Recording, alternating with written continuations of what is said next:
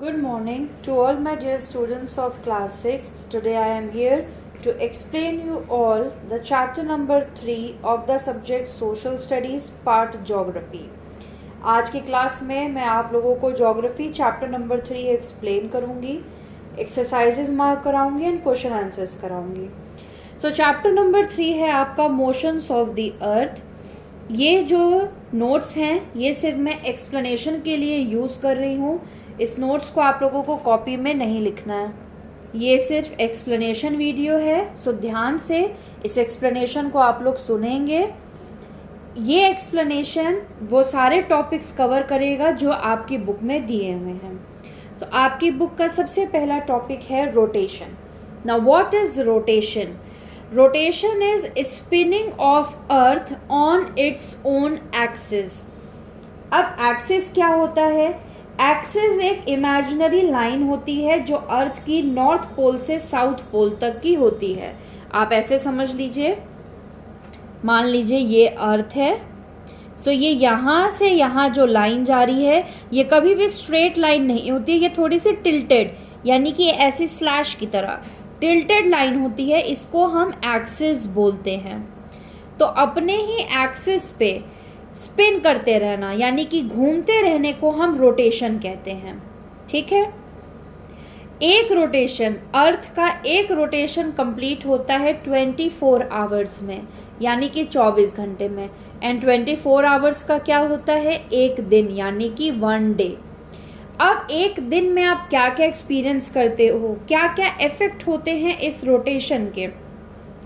एक दिन में हम सबसे पहले डॉन एक्सपीरियंस करते हैं. डॉन का क्या मतलब होता है? सूरज निकलने से पहले. सनराइज यानी कि जब सूर्योदय हो गया. मिड डे यानी कि दोपहर. सनसेट यानी कि जब सूरज डूब गया. डस्क यानी कि जब अभी ना चांद निकला है. और मिडनाइट यानी कि रात. ठीक है. एक दिन में हम सुबह, दोपहर, शाम, रात. डॉन मतलब हो गया भोर का समय. ठीक है. ये सब चीज़ें हम एक्सपीरियंस करते हैं रोटेशन के दौरान. सो एक रोटेशन का मतलब होता है 24 घंटे एक दिन में. और इसके इफेक्ट्स क्या होते हैं? It causes day and night. और डे एंड नाइट में हम ये चीज़ें देखते हैं. ठीक है.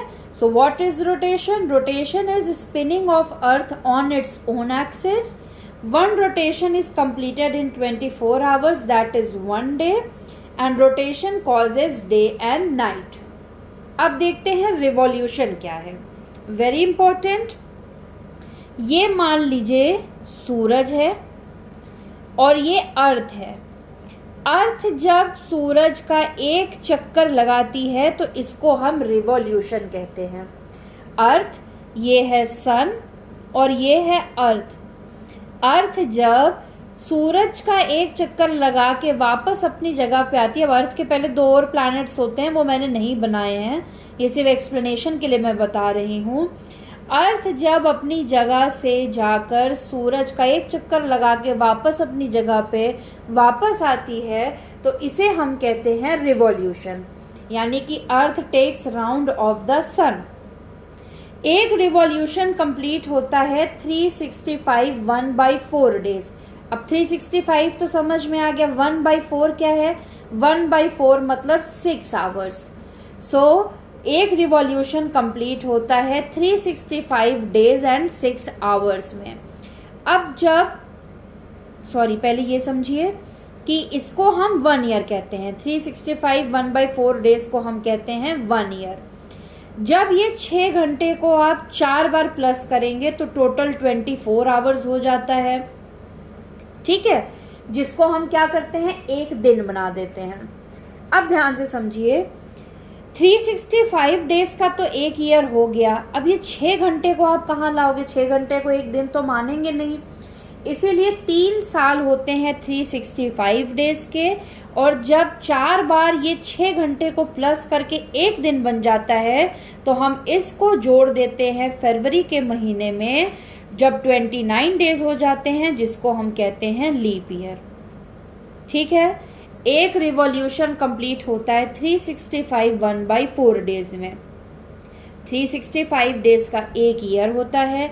अब 6 घंटे को तो हम एक दिन मान नहीं सकते, इसीलिए 365 डेज को 3 साल हम मनाते हैं साल। चौथे साल में जब ये 6 घंटे 4 बार प्लस होके 24 आवर्स हो जाते हैं, तो ये एक दिन, ये 1 डे हम ऐड कर देते हैं फरवरी के महीने में, जिसको हम लीप ईयर कहते हैं, जब 29 डेज होते हैं। तो एक रिवॉल्यूशन का मतलब होता है अर्थ का सूरज का चक्कर लगा के वापस आना, जो कि 365 1/4 डेज में होता है।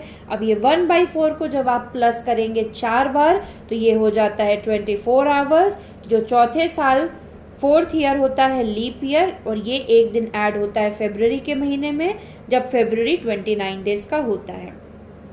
अब एक दिन में तो हमें पता है हम सुबह दोपहर शाम रात एक्सपीरियंस करते हैं। एक साल में हम क्या क्या एक्सपीरियंस करते हैं? एक साल में हम सीजन्स एक्सपीरियंस करते हैं, जैसे summer, winter, autumn and springs. So revolution के इफेक्ट्स क्या हुए? रिवॉल्यूशन के इफेक्ट्स हुए सीजन्स, समर, विंटर, स्प्रिंग और ऑटम। अब रिवॉल्यूशन में एक होता है पेरिहीलियन। पेरिहीलियन का समय आता है 4 जनवरी के आसपास, जब अर्थ है क्लोजेस्ट टू द सन, जब अर्थ सन के एकदम करीब होती है। दूसरा होता है एफिलियन, ये समय आता है 4 जुलाई के पास, जब अर्थ जो है सन से सबसे दूर होती है। पेरिहीलियन सन के सबसे करीब 4 जनवरी के आसपास, और एफिलियन सन के सबसे दूर अर्थ 4 जुलाई के आसपास। ठीक है, सो ये था रोटेशन और रिवॉल्यूशन, जो क्या होता है, कितना समय लगता है एक रोटेशन और एक रिवॉल्यूशन में, रोटेशन क्या कॉज करता है और रिवॉल्यूशन क्या कॉज करता है, ये हमने समझा। अब हम देखते हैं सॉल्स्टिस। सॉल्स्टिस क्या होता है? सबसे पहले हम पढ़ेंगे समर सॉल्स्टिस। समर सॉल्स्टिस क्या है? समर सॉल्स्टिस हर साल 21 जून से शुरू होता है। 21 जून, हर साल 21 जून से समर सॉल्स्टिस शुरू होता है। इस दिन सन की direct rays of sun fall on the tropic of cancer. Sun की डायरेक्ट रेज गिरती है ट्रॉपिक ऑफ कैंसर में।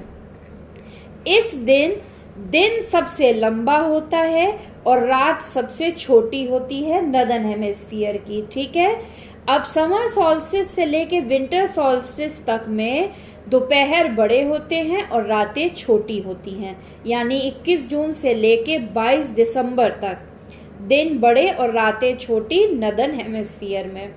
फिर है विंटर सॉल्स्टिस। विंटर सॉल्स्टिस हर साल 22 दिसंबर को होता है। इस दिन सन रेज अपोजिट हो जाती हैं ट्रॉपिक ऑफ कैप्रिकॉर्न के, और विंटर सॉल्स्टिस से समर सॉल्स्टिस तक क्या होता है? विंटर सॉल्स्टिस से समर सॉल्स्टिस तक दिन छोटे और रातें लंबी होती हैं। ठीक है, लेकिन इस पर्टिकुलर डेट में हर साल 21 जून को दिन सबसे बड़ा होता है। साल का सबसे बड़ा डे होता है 21 जून को, और सबसे छोटी रात भी 21 जून को, और साल की सबसे बड़ा नाइट होती है विंटर 22 दिसंबर को, और सबसे छोटा डे होता है 22 दिसंबर को। नेक्स्ट है इक्विनॉक्स। इक्विनॉक्स का मतलब होता है equal. Equinox means equal. Spring equinox होता है 21 मार्च को। इस दिन sun is directly overhead on the equator. Days and night equal of 12 hours each. 21 March को दिन और रात एक बराबर हो जाती है 12-12 घंटे की। Autumn equinox. ऑटम इक्विनॉक्स 23 सितंबर को होता है हर साल। इस दिन the overhead sun reaches south on the equator, और इस दिन भी डे एंड नाइट इक्वल होता है। तो 4 डेट्स आपको याद रखनी है। समर सॉल्स्टिस 21 जून, विंटर सॉल्स्टिस 22 दिसंबर, स्प्रिंग इक्विनॉक्स 21 मार्च, और ऑटम इक्विनॉक्स 23 सितंबर। साल का सबसे बड़ा दिन कब होता है? समर सॉल्स्टिस जब शुरू होता है 21 जून को, और सबसे छोटी रात 21 जून को। विंटर सॉल्स्टिस साल का सबसे छोटा दिन और सबसे लंबी रात 22 दिसंबर। साल में 2 बार दिन और रात बराबर के होते हैं, 21 मार्च को और 23 सितंबर को। अब एक छोटा सा मैं बहुत अच्छा सा एक्सप्लेनेशन करूँगी अर्थ का एक बिस्किट की मदद से। हमने यहाँ पे गुड्डे का बिस्किट लिया है, आप लोग भी ले सकते हैं। देखिए मैं कैसे यहाँ पे आपको समझाऊंगी, ये पिक्चर मैं आप लोगों को सेंड भी करूँगी। आप लोग भी एक गुड्डे का पैकेट खरीदिएगा, छोटा पैकेट ही ले लीजिएगा, और अपनी ज्योग्राफी की कॉपी में जब ये चैप्टर स्टार्ट करेंगे तो बिस्किट के नीचे एक पेपर लगा के और इस बिस्किट को टेप से कवर करके कॉपी में स्टिक करिएगा और ऐसे इसको लेबल करिएगा। ये मान लीजिए ये हमारी अर्थ है, ठीक है। अर्थ का सबसे ऊपर हिस्सा नॉर्थ पोल जो 90 डिग्री नॉर्थ होता है, सबसे नीचे हिस्सा साउथ पोल जो कि 90 डिग्री साउथ होता है। ये line Arctic circle 66.5 degree north, this line tropic of cancer 23.5 degree north, बीच वाली line equator which is 0 degree, equator की नीचे वाली line tropic of Capricorn 23.5 degree south, and last line Antarctic circle which is 66.5 degree south. So ये एक छोटा सा explanation था एक बिस्किट की मदद से, जिससे इजीली समझ में आए कि अर्थ को कैसे हमने डिफाइन या कैसे हमको लेबल करना चाहिए। बीच वाली लाइन इक्वेटर होती है जो अर्थ को 2 इक्वल भागों में डिवाइड करती है। ऊपर के भाग को हम कहते हैं नॉर्थ पोल और इक्वेटर के नीचे के पार्ट को हम कहते हैं साउथ पोल, ठीक है। सो ये मैं भेजूंगी, ये आप लोग करिएगा। चलिए अब बुक के एक्सरसाइजेस को सॉल्व करते हैं। Page number 107, write today's date here. Number 1, tick the correct word and dash is an imaginary line which runs from the north pole to south pole. ये अभी मैंने समझाया था। अर्थ की कौन सी ऐसी लाइन है जो नॉर्थ से साउथ पोल तक होती है, टिल्टेड होती है? This is axis. Most of the sky is dark, but there is a light, lingering light along the dash horizon western. One complete revolution of Earth around the sun takes dash days and 6 hours. एक revolution कितने दिनों में और कितने घंटों में होता है? 365 days and 6 hours. Next, when the dash is closest to the sun, that point is known as perihelion. Perihelion क्या होता है? जब अर्थ क्लोजेस्ट होती है सन के, तो answer is earth. Dash change due to revolution of the earth, revolution में क्या होता है? सीजन्स चेंज होते हैं। And dash occurs when the sun is overhead the equator, equinox. अब मैंने जो बुक्स आप लोगों की चेक करी थी तो मैंने बहुत सारी बुक्स में नोटिस किया था कि बुक में आप लोगों ने आंसर्स पेन से मार्क किए हैं। मैं बार बार एक बार समझा चुकी हूँ कि बुक में आप लोग सिर्फ पेंसिल यूज़ करेंगे।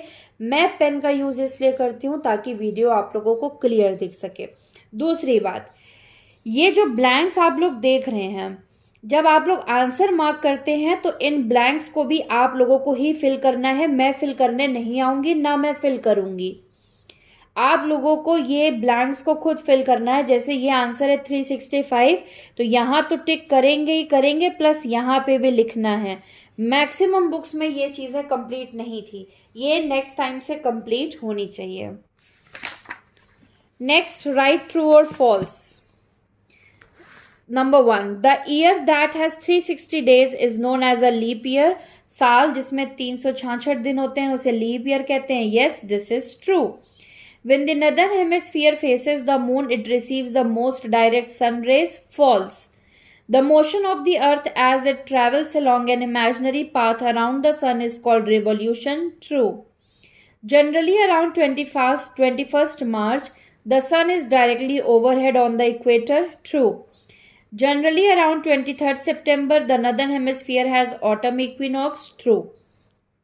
Match the following. Dawn यानी कि भोर, बिफोर सनराइज सूर्योदय के पहले। Diurnal motion, daily movement of the earth. Dusk यानी कि शाम का समय जब सूरज डूब जाता है, सो आफ्टर सन सेट्स। एफीलियन, ये मैंने समझाया था, earth is farthest from the sun.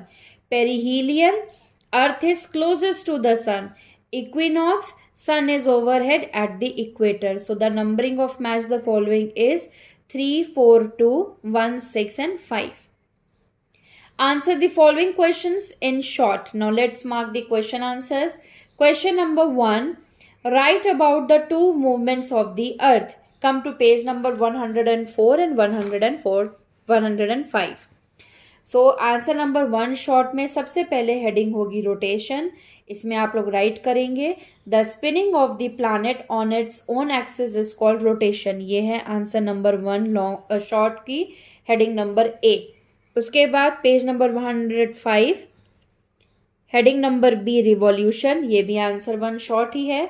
The motion of the earth as it travels along an imaginary path around the sun is called revolution. So this was your answer number 1 short. Question number 2. What does the rotation of earth on its axis affect? Come to page number 108. Sorry, 107, not 108. Page number 107. Recollection. Point number 2. When the earth rotates on its axis at any point of time, one half of it has day while the other half has night. This is answer number 2 short. Question number 3. What does circle of illumination means? Come to page number 105. Line number 1 of this page. The line that separates the lighted half from the other darker half of the earth is called the circle of illumination. This is answer number 3 short. Circle of illumination. Question number 4.